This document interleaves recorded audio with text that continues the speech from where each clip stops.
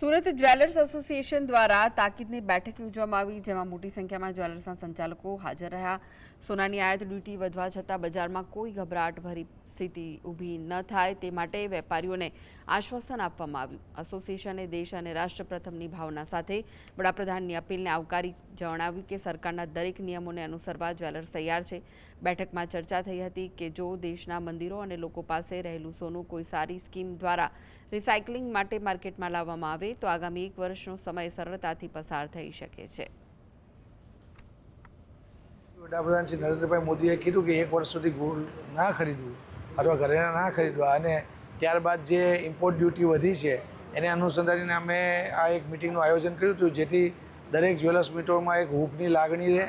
અને અમે એવું વિચારીએ છીએ કે આપણા યશસ્વી વડાપ્રધાને જો કોઈ પણ જાહેરાત કરી હોય તો એ રાષ્ટ્રના હિતમાં હોય અને એમની પાસે કોઈ સારો રોડ મેપ હોય તો જ એમણે આ જાહેરાત કરી હોય। જેમ આપણા ઘણા બધા મંદિરોમાં, બેન્કોમાં એમ ઘણું સોનું સંઘળાયેલું છે, તો એને પણ સરકાર કોઈને કોઈ સ્કીમ દ્વારા બહાર કાઢી અને એને માર્કેટમાં લાવશે, જેથી કરીને અમારો પણ બિઝનેસ ચાલશે।